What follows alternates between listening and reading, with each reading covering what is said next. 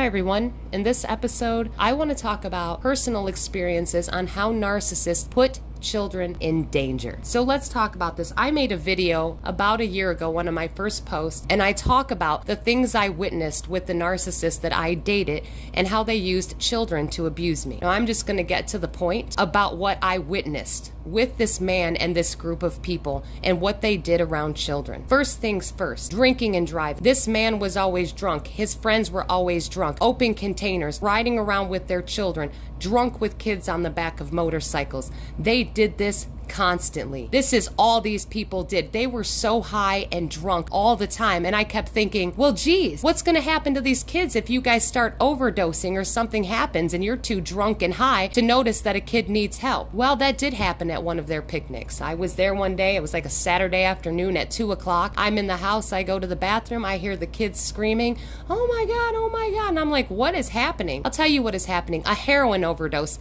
at 2 in the afternoon at a picnic with this man and his friends.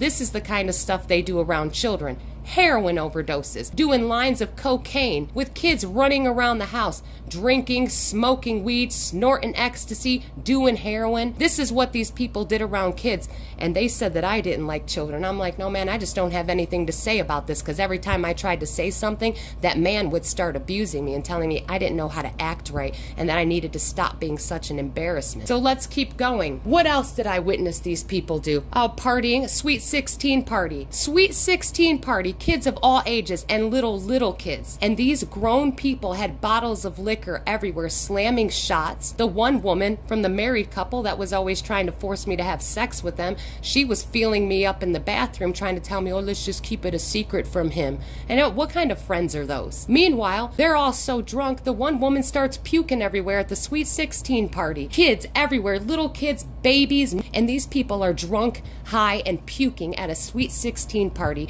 Now I wonder if these children's parents knew what was going on at this party, if they would still want their kids there around these people. And the place where the Sweet 16 party was at, the one woman's son, arms cut from top to bottom, constantly cutting himself in and out of the psych ward. And that's because he's the scapegoat, because he's got to live in this dysfunction, and narcissists and abusers always have to pick someone to scapegoat. That's the order. That's what narcissists do. If there are narcissists in the family unit, they pick one child or they pick one person to scapegoat. And that's the kid that's arms are cut from top to bottom. And I sure hope he's still alive, because that was a couple years ago last time I saw him, and he was so cut up and in and out of the psych ward. I sure hope that young man is doing okay now. Another thing about narcissists is they will bring their children around everyone. Narcissists use their children as props or extensions because narcissists see people as objects. That's why they objectify everyone, and it's so easy for them to discard you.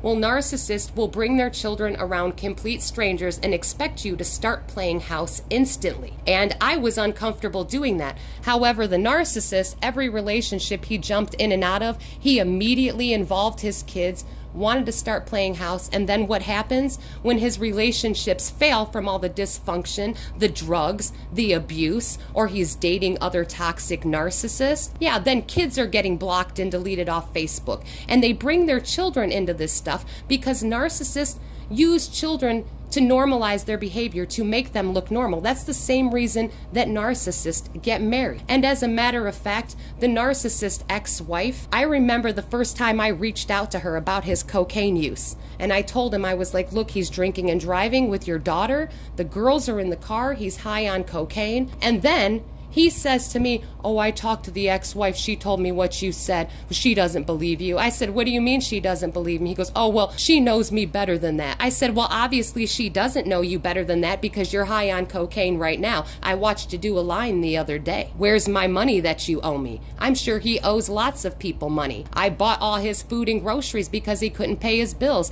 I remember when my car broke down, he went out and bought this used car and had everybody believing he bought this car for me. And he constantly badgered me about when I was going to give him money for this car. Man, I only drove it for like a week and a half. I said, no, thank you. I'm not putting up with this abuse. And he would use that car to abuse me. And when he would abuse me, he would tell me, I'm doing this for your own good. And then I find out later on, After I tried to pay the car insurance, he said no, because he wanted to make everybody believe he had all this money. He never had money. He couldn't even pay his workers. I bought his workers lunch. I bought his groceries. I bought his kids food. The man never had money. He could barely pay his employees at the end of the week. And on top of that, he was screwing over his employees. Narcissists in their businesses, they don't care. They don't believe the rules apply to them. Now back to the ex-wife. I remember when I reached out to her, I don't know, back 6-7 months ago, and I tried to explain to her that this man was using her child. I reached out to both mothers, but the ex-wife, when I reached out to her, she was so drunk. At 6 o'clock, 6:30 in the evening, she was so drunk and she couldn't even text complete sentences. I tried to reach out to the other daughter's mother.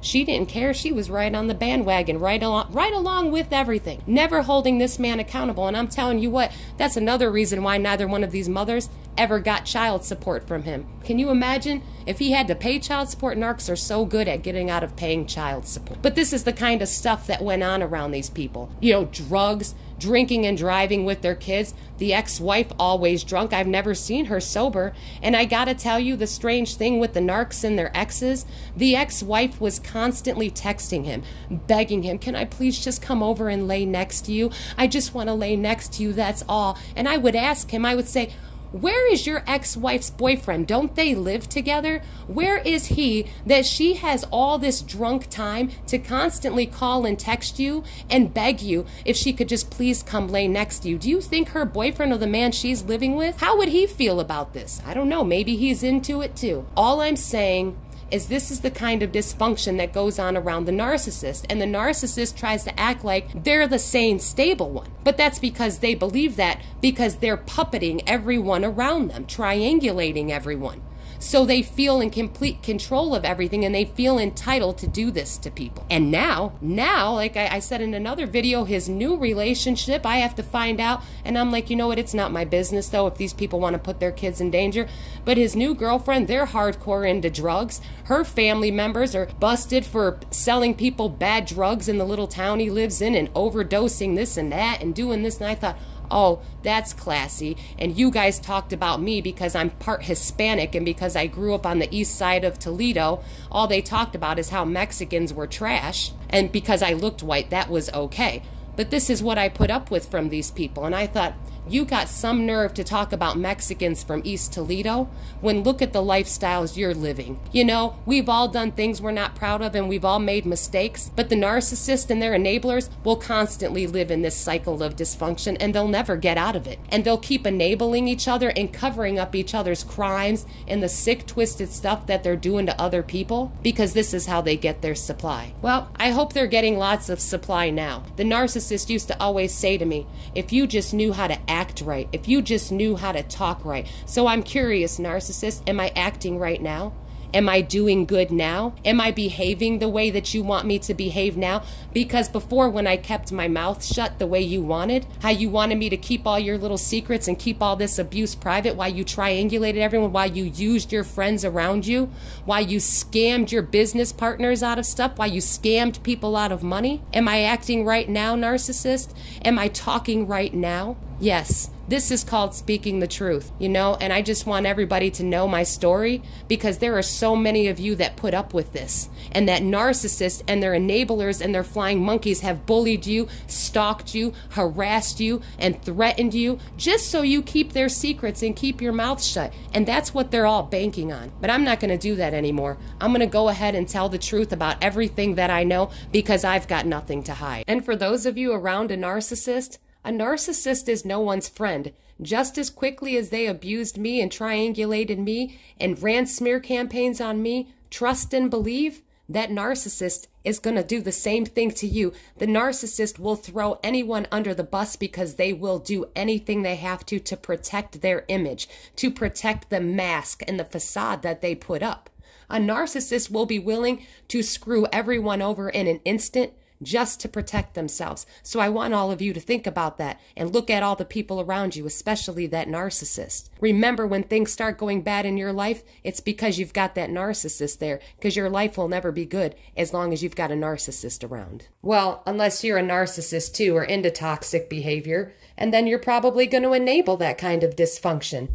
Or maybe you're just unaware, and that's why it's so important that you get the knowledge. I just want to thank all of you that have been following my journey and that are subscribed to the channel. I really appreciate all of the support, and I hope that me sharing personal experiences with you outside of the normal videos where we talk about the things that narcissists do. Sometimes the best thing to do is to share your story. And I know you've tried to share your story with other people, probably people around the narcissist, and they weren't interested in hearing it. But that's okay. I'm interested in hearing it. So if any of you want to share your experiences or your stories, or you just need someone to talk to, you can always reach out to me through email at psychwarnpd@gmail.com. That's psychwarnpd@gmail.com. Again, thank you, all of you that are listening. I really hope these videos are helping you stay strong and understand that you are not alone. There are so many of us that are going through the exact same things